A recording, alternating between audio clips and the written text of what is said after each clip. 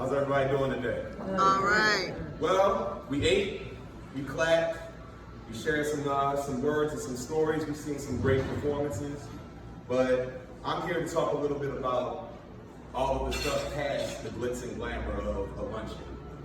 I'm here to talk a little bit about why I'm a member of LTYC in the first place. For those of you that don't know anything about me, born and raised on the west side of Baltimore City. Growing up, I really was, you're looking at somebody who was told he was dyslexic, was told he was hyperactive, was told that he needed medication in order to function in a regular classroom environment. You're looking at somebody who's told that they would never read or operate on grade level. You're looking at somebody who made it into the 6th grade as functionally illiterate.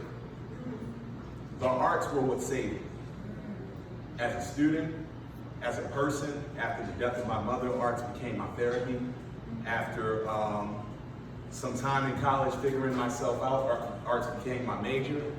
Even during my time playing in the NFL, which was about 5 years, arts was my passion. It was what I came home every off season to participate in. So arts was always, in my opinion, the language by which we articulate our lived experiences here. But more deeply than that, it's how we articulate what we feel. It's how we connect on a basis past the elements that divide us.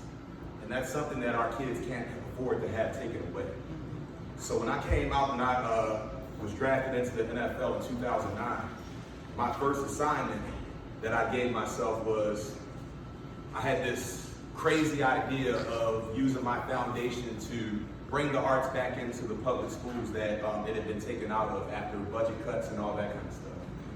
It took me a couple years to realize that at 20 years old, I was done for thinking that I could do all of that by myself. Not understanding how deep that problem went, how pervasive it was, and how many of our children fell under that blanket.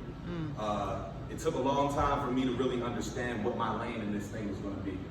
It started with the legislative policy aspect, and then we switched a little bit to in-school programming, but I couldn't really understand why people were always giving me pats on the back for what I was doing in the field of the arts when I'm just going to one school here one day, one school here another day. And after I get done doing this powerful workshop where ideas are shared and barriers are broken, I go back to my world, they go back to their world, and when they come back to school the next day, nothing's changed. There's nothing sustainable.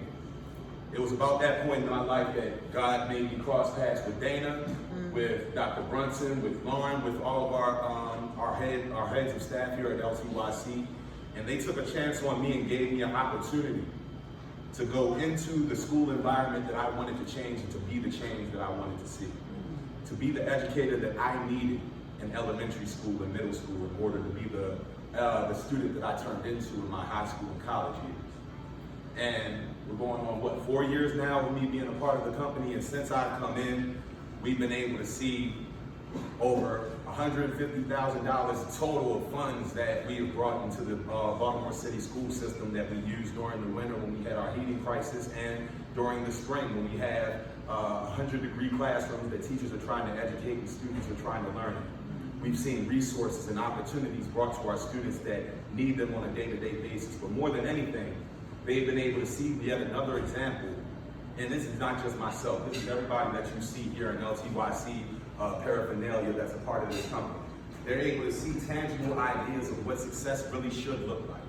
Not somebody growing up, getting money, getting resources and opportunities and leaving their hood, but bringing it back and paying it forward for the next generation that comes after us.